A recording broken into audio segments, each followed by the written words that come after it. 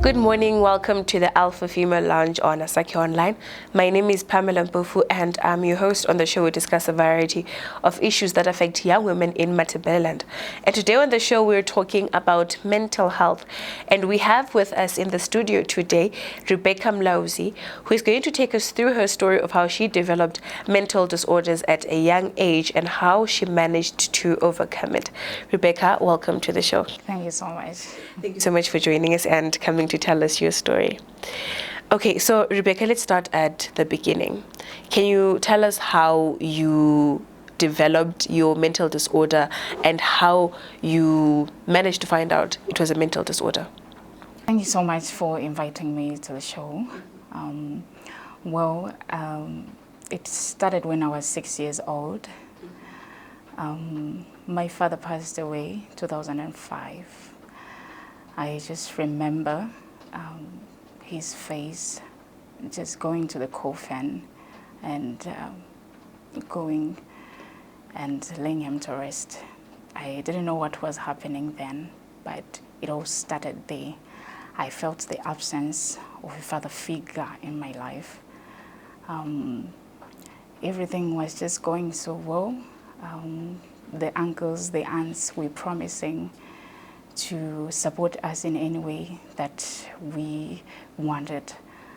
We were supposed just to talk to them, and they would tell us. Sorry. It's okay. So after the funeral, our relatives, they proposed and they told us they would support us. And as kids, as young children, as a single mom, there was hope that we were going to have the pillars, the pillar of aunts, uncles were going to help us.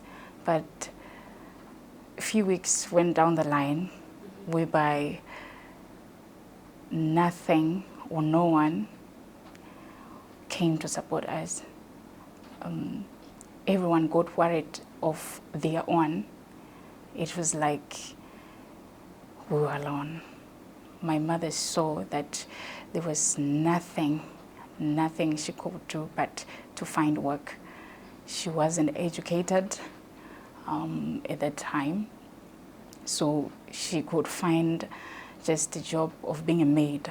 So she found a job in Botswana, and she just went to Botswana. And my older sister was 18 years at that time, so she became our guardian. You can imagine when a parent goes to work and first few months without maybe pay, no food at home. My sister was young by then, a teenager, so she would maybe have different boyfriends, and we would eat from there.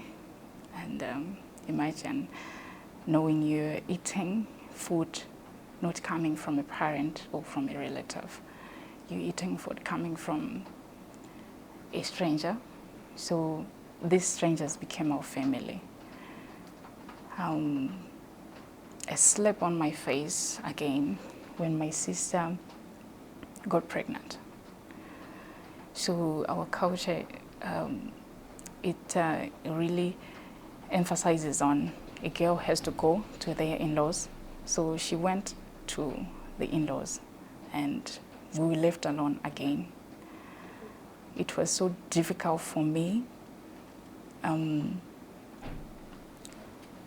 By the time as I went to school, I was in grade 6 by then. It was so hard for me to go to school without food, specifically without food. In the morning, you just wake up and bath and go without breakfast, and you expected to concentrate in the class, and you expected to have good grades. It was really difficult for me to just live my life. So I became stressed a lot knowing my mom wasn't there. My dad, I saw him being buried. My sister was nowhere near me. So it became so hard for me. My heart became so heavy knowing I didn't have any pillar. Yes, the relatives were there, but they just featured when maybe we just communicated, and we couldn't communicate every time saying we don't have this, we don't have that. They focused on their families. So it was so hard for me to go to school by then and focus. And teachers knew I was very intelligent. I always became maybe top 5. Yes, it's either number 1 to 5 in all the things. But my grades dropped. Yes, my grades dropped. My teachers started asking me, is everything okay? And then I'll say, yes, it's okay. But I remember one of my teachers saw me outside while the school had closed. Saw me outside just sitting down, and they will ask me, what's wrong? And I'll say, I'm feeling dizzy. I don't have strength. I'm not seeing clearly. And what's wrong? And they'll say, I don't know, but I'll be fine. Then whenever I got better, I would go home.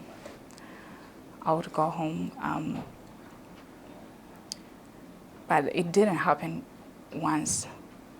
It would happen every time it would happen to me. So I would ask myself, what kind of a child am I who is always sick? I don't know what's happening to me. I'm losing weight. I remember there was a modeling contest at school, and I knew how to model. By then, there was Miss Zimbabwe who came and taught us how to model. She saw me and said, "You are a queen. Who told you how to model?" I had a beautiful smile by then. And she would say, "You have a brighter future, so I'm willing to pay for your fees, for your school fees for the rest of the year." So I was picked like that. And then the next day we had the modeling show. We modeled, and I managed to become one of the top 20, but I failed because I didn't have clothes, nice clothes. When you're modeling, it's not all about how you walk. Sometimes it's about how maybe you present yourself. So I only remember the only dress I had was nicest dress I had was my uniform. So I didn't have things back then.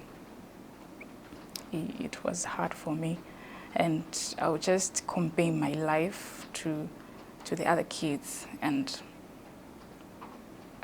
it would be so stressful for me. So I realized that the moment problems piled in, I got sicker and sicker and sicker.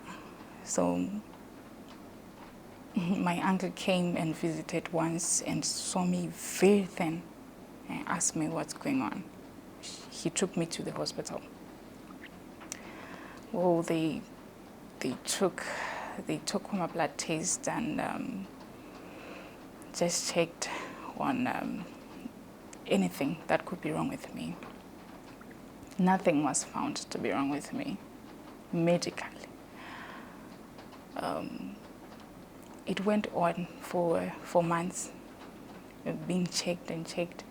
But one sister in charge then approached my uncle, saying, "Why don't you take this child to a therapist?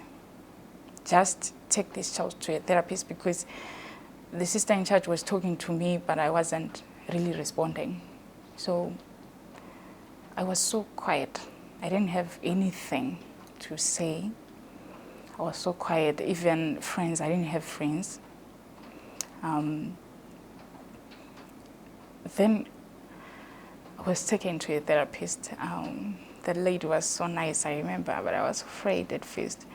I didn't like to be asked questions about my life, but she managed to probe me further and managed to build a good rapport with me. Then I opened up to her what was happening in my life.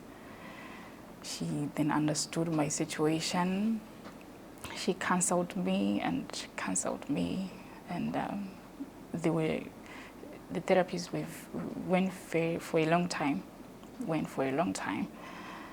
and I became better. Because having suicidal thoughts, I did have suicidal thoughts at a young age, and maybe just going maybe in front of the car, a moving car, because life wasn't easy back then. I would just imagine my mom was in a foreign city, foreign country, and there was nothing at all that she was really accomplishing, because it went on for months without us getting anything from her. And my sister would just maybe find different men so that we could get food. My two brothers were young by then. They didn't know what to do. So I would live off with maybe organizations that would help me get food, and they would come and talk to us as children. So I think that helped me a lot. Yeah. Okay, now let's take it just a bit back. When you said your sister had to depend on different men to support you guys, how did that affect you, your emotional state and even your mentality? Well, I was so young by then. I didn't really understand a lot about relationships. What I really loved is that I was eating maybe chocolates, food, you get food. So I was loving it by that time. But as I grew up, I saw it wasn't a really good thing at all, because my sis was suffering. So she was doing it for us. She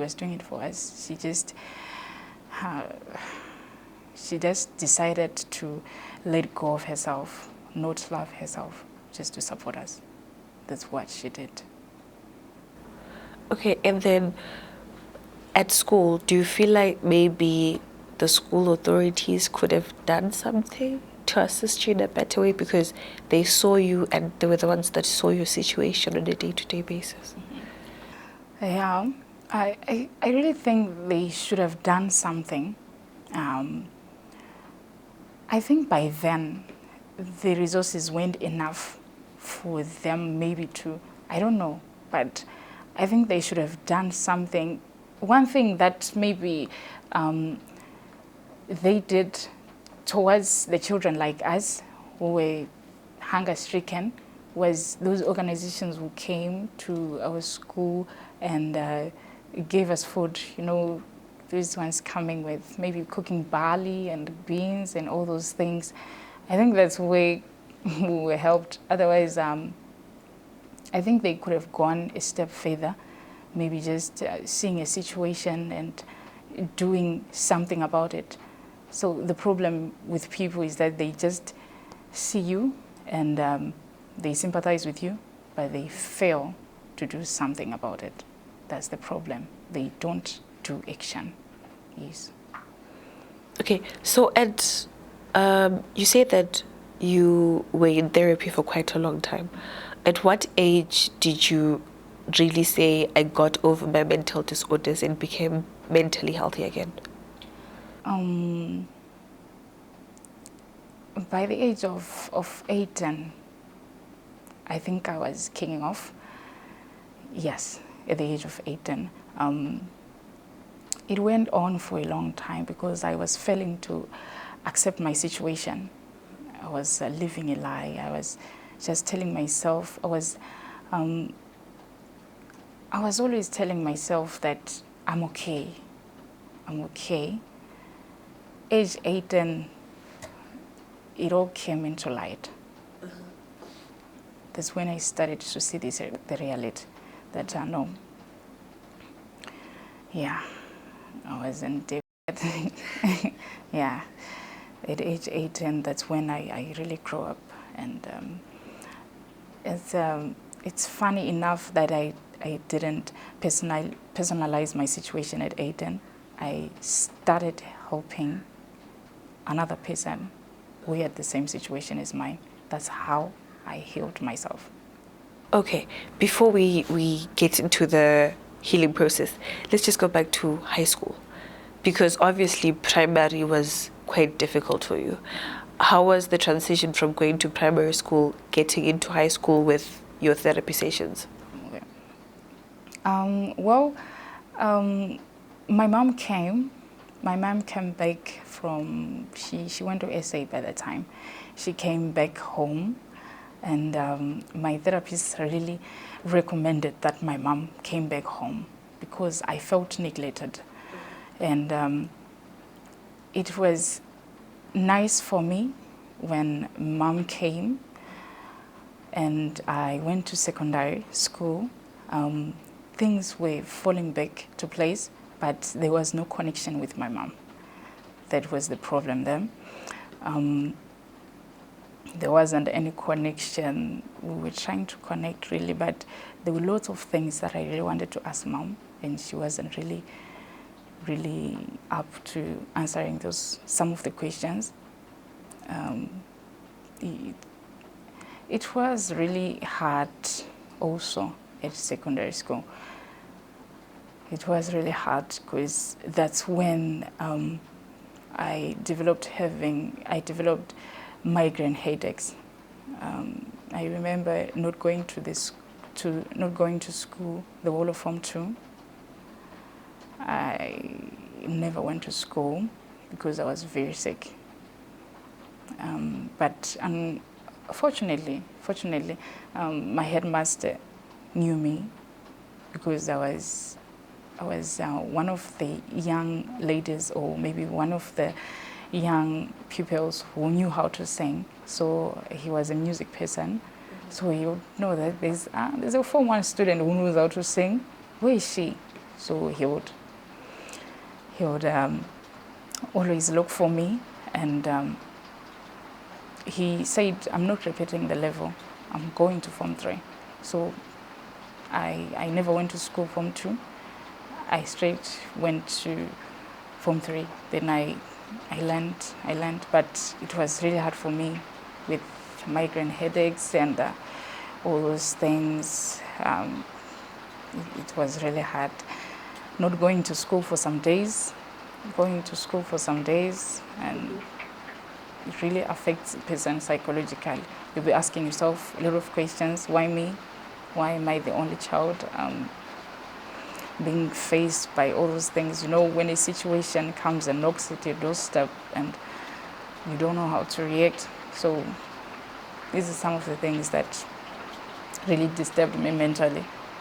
I even went to do scans at Ngutsheni Hospital so that they could see what was really happening to me, because they felt to really see what was the cause of these migraine headaches. But as I went on with the therapy, it went well. It was going better each and every time. And do you feel like if maybe your mom never left, it would have made you, well, feel better, or you would not have developed some of these disorders? Well, since I'm grown now, I understand why my mom left. I really understand why she left. There was nothing at home. So she had to leave. She had to work for us. But to a certain extent, I really felt like she wasn't supposed to live. She wasn't supposed to leave us as young as we were. But what could she have done if I was in her shoes? What would I have done? I would have left also, because there was nothing moving. Imagine having 4 kids and no one is helping you.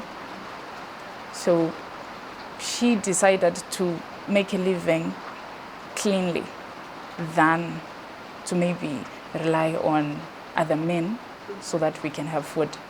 So I really respect her for that.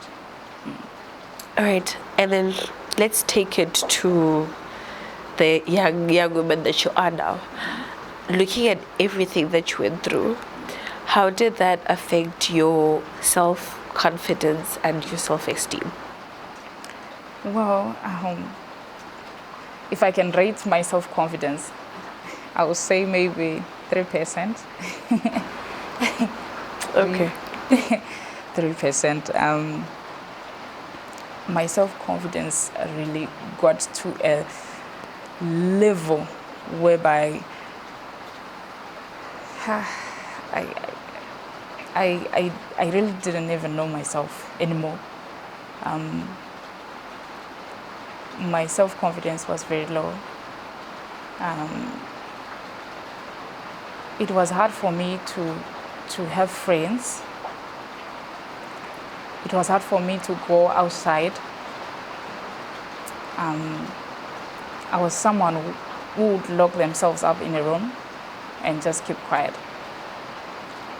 So when I clocked 20 years, I think that's where I decided to just wake up and see the world outside there. But before that, I would always lock myself in a room and have these suicidal thoughts. And I think what really helped me the most is maybe going to school, going to college, seeing other people and all those things, but I'll just be quiet.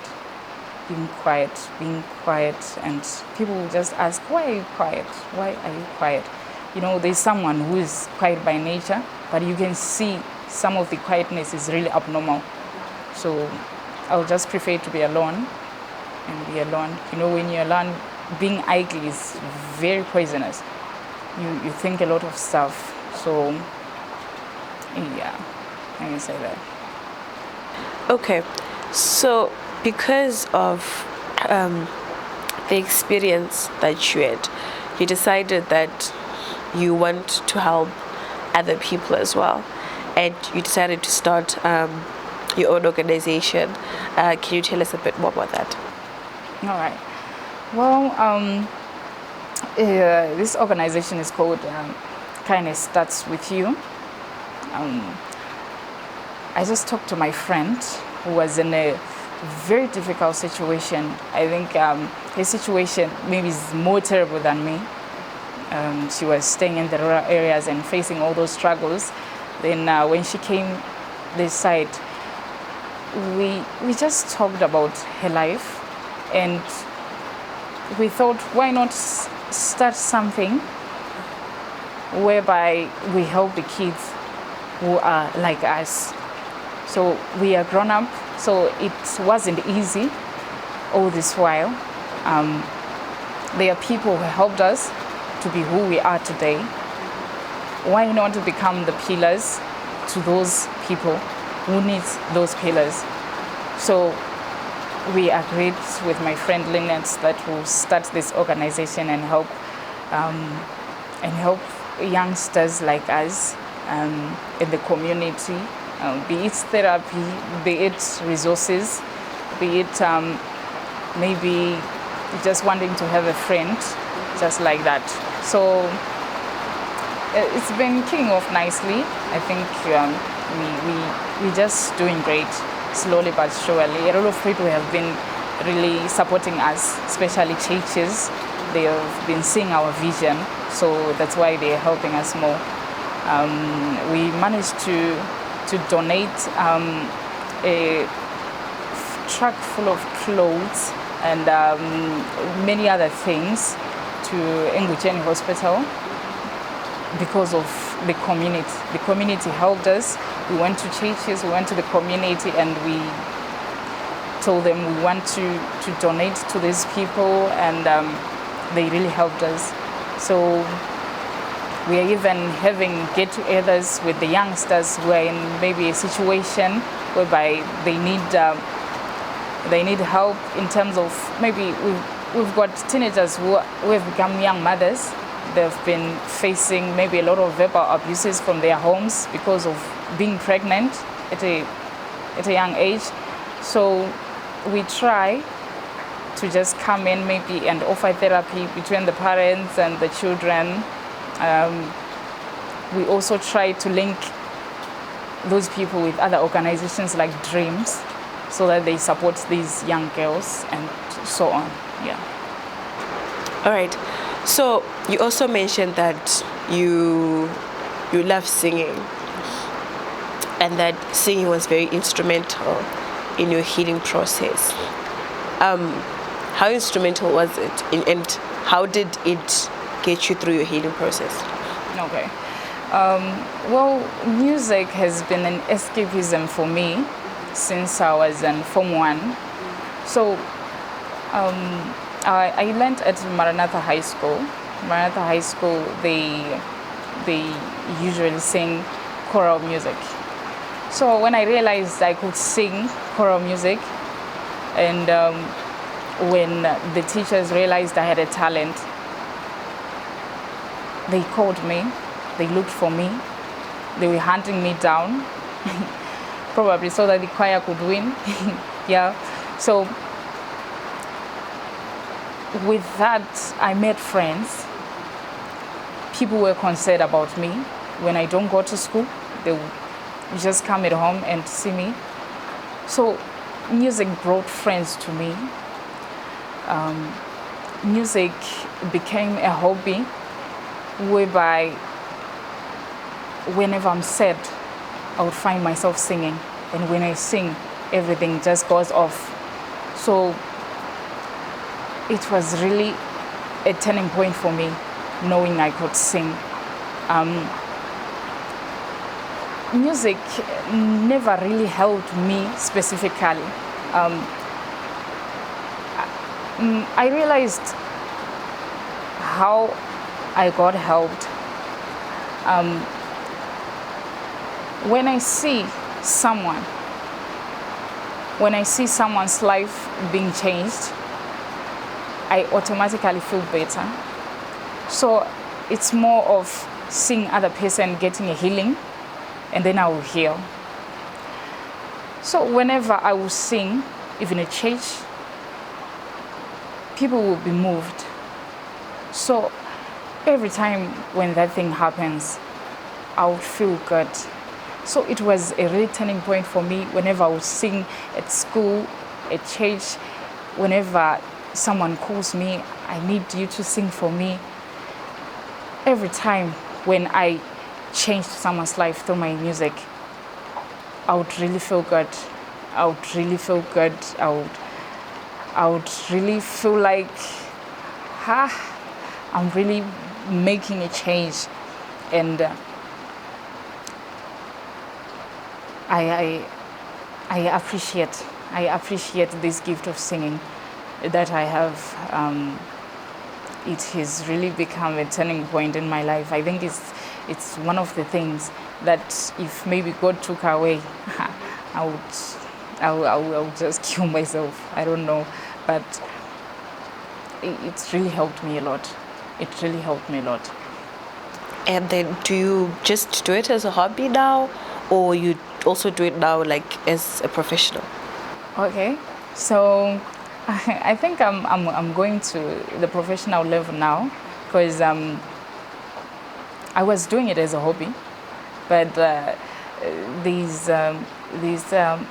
competition that I just thought maybe I could make it or try it out.